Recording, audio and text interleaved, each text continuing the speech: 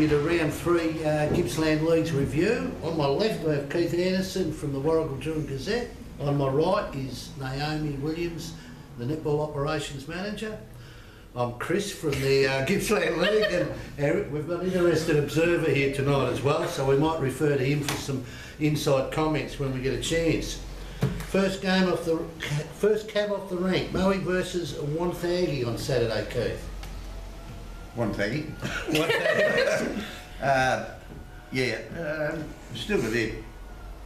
I'm not sure whether Wonthaggi's taking a bit of time to build up at this stage or what it is, but Bairnsdale certainly gave them a reasonable run for their money last week after coming off fair hiding in round 1 and then having to make the longest trip in the league last weekend. So yeah, you expect Wonthaggi should win. It was. Moe actually was competitive in parts of the game last week, but obviously sales right at their peak at the moment, and they were too good and all that. Wonthaggi had that, probably a tighter game than what they thought. But yeah, I agree with you, Wonthaggi. The netball, Naomi, Moe, Wonthaggi. Well, of course, we're still no Moe A grade, so I expect a lot more spectators at the football and a Wonthaggi win. I keep forgetting that each week. Every week. By the end of the season, you'll get it. I'll get it right. I'll tip Wonthaggi in the netball. Okay, we have a night game. Bairnsdale hosting Tarralga. Yeah. Again, this looks another of those games that should be won comfortably. In fact, the round has clear-cut favourites in it, and it's a bit different, I think, to where we were last year, although we had a couple of clubs away to flying starts in 2011.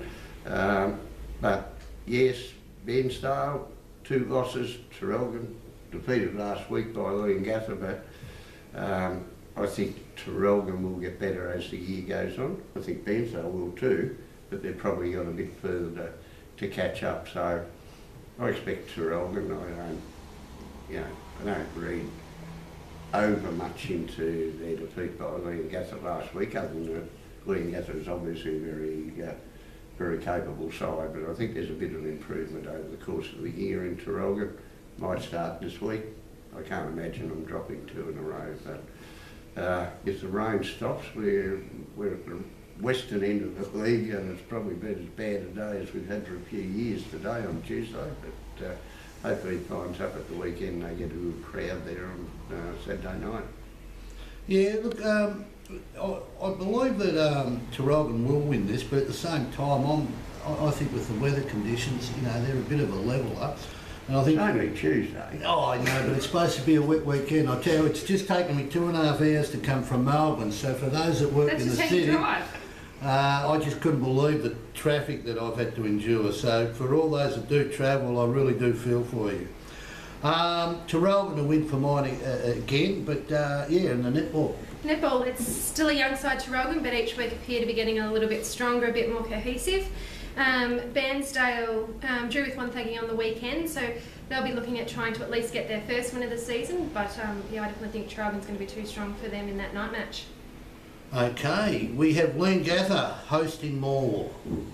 The Tigers have got to go over those hills to tackle the Parrots. Yeah, can't really fault Leongatha so far, can you? And the other thing with Leongatha, and still it's going to take a while to get a handle on them. Yes, we know there's heaps of talent there, but the thing about the first 2 rounds, they've had wins against reputedly good sides, that's been a great start for them to beat Wonthaggi, who are seen as a possible contender this year, and of course the defending Premier Tarralga. So at this stage, Leongatha hasn't put a foot wrong, and at home I expect them to be too good for Morwell. I did get a very good report from the Warrigal coach on Morwell's ruckman. The young guy's come back, his name just slips me. Crosby. Crosby? Yeah, Tom Crosby, is it? Yeah, certainly George Morgan was very impressed with his game last week. So, you never know. Yeah, well, he's the son of John Crosby, and John was a very good footballer, I think, at Hampton Park, and then was moved in his teaching career. But yeah, the reports on young Tom are that, you know, he's an excellent player.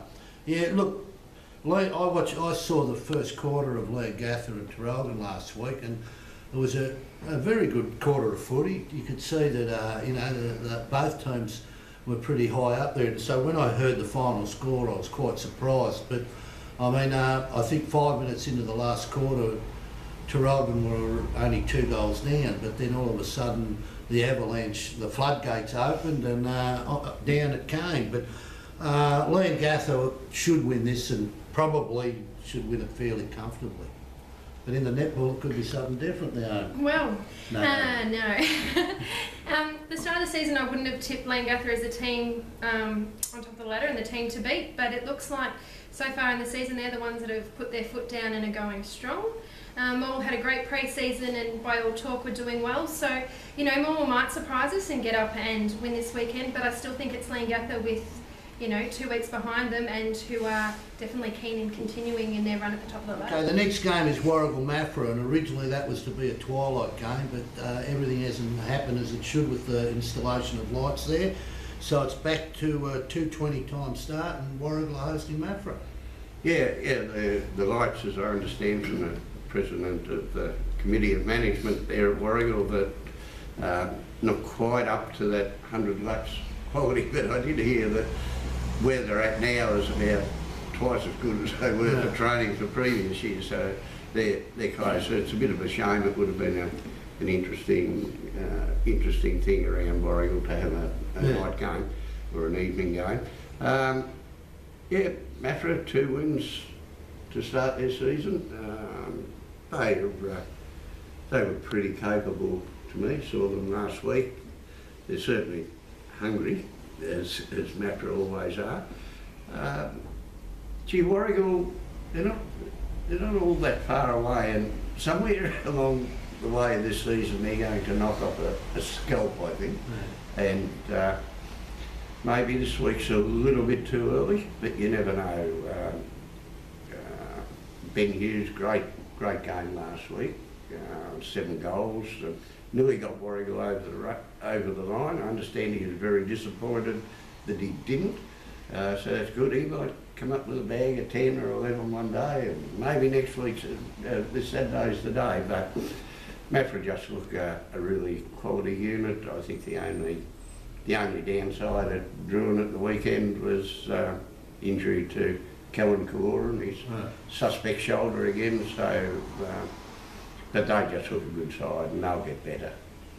Yeah, no, they've got 4 key forwards there at the moment. Young Tatterson, Burgill. I'm trying to think of them off the top of their head. Tatterson, Burgill, there's a bloke named Daniel Stubb. Yeah, Daniel Stubb and young took Druin to the cleaners. Yeah, and young Bedgood. Daniel Bedgood. So there's 4 key forwards that other sides have got to worry about. So I still think there's going to be an upset this week. I don't know which one it's going to be. I'm too scared to tip the upset.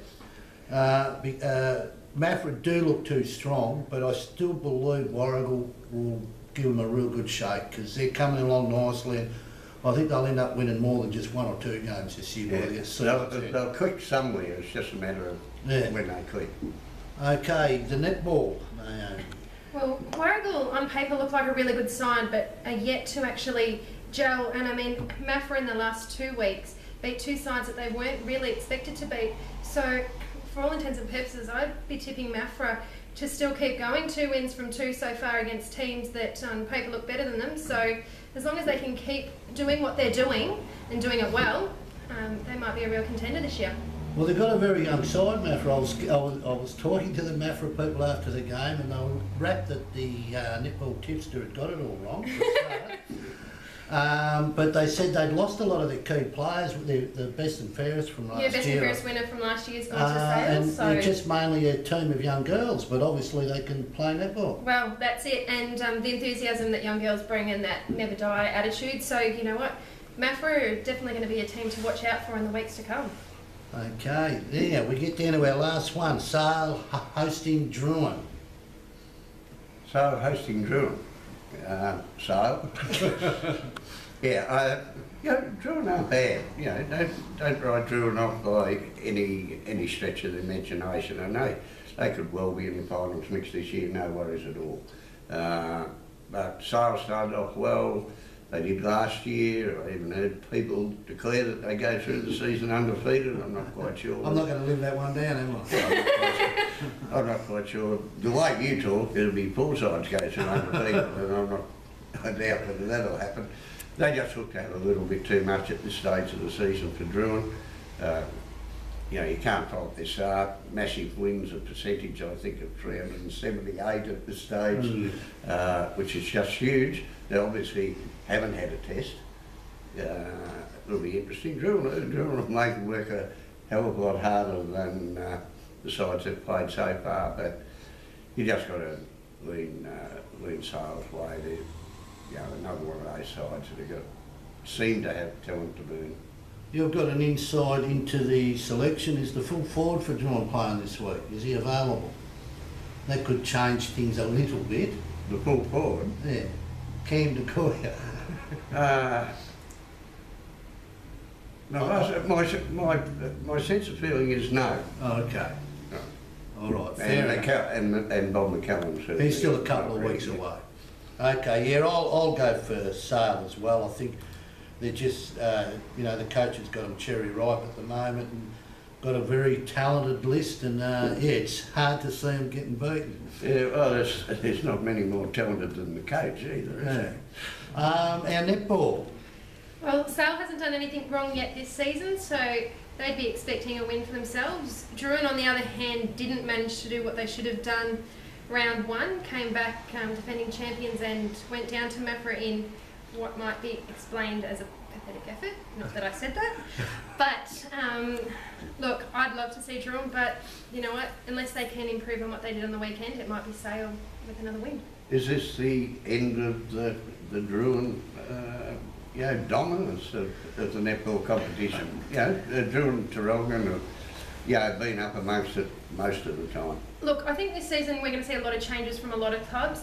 There's been a lot of movement to other clubs, a lot of juniors coming up and playing. I think Druin still have a lot in their tank. It'll just take a while under the new coaching staff and the new side to get together and work out what they're going to do. This time last season, even up to round 6 and 7, they still didn't look like a chance in the finals. So, look, I wouldn't write them off just yet, but who knows, at this stage, it's still anyone's game. Okay, just before we sign off, just a couple of important things. Just want to thank the proprietors of C4 Clothes. I'm not sure, that Main Street Druin, if you can see the gear behind sports us. Uniforms, Yeah, sports, the whole lot. all this sort of stuff. And the staff will look after you very well. Yeah, thanks to you, mate. Tomorrow, very important day on the calendar, Anzac Day. You're going to the march, Keith. But what's this, Sunday, tomorrow, Wednesday, tomorrow, well, we take this on a Tuesday for Saturday, and obviously we want our listeners to watch it through the week, so I think they know it's not on a Saturday. Yeah, well, after I just noticed looking out into the beautiful main street of Druin here that the torrential rain seems to have stopped. Yeah. That might improve things. I was cancelling out of sort of heading to Melbourne and taking that long trip and tripping up the tram lines, but undecided at this stage, but very important time, and I think just for the footballs and netballers this week, and not just today, is something to think about there, and maybe it's something for the league to think about in somehow getting involved in the Anzac tradition in years to come. Well, I think the Druin Footy Club's done it very well over the last few years. A lot of the players come down to just down the road here. I think it's at 5:30 in the morning, and all we can do is encourage all netballers and footballers in our league. You know, it's a great history we have, and some people certainly made some huge sacrifices so we could be sitting here, us three wise monkeys, making fools of ourselves. And if you can, get down to an Anzac Day march tomorrow, because it's very important that we remember all those sacrifices that were made for us. That's it for round 3, and we'll see you next week. Thank you.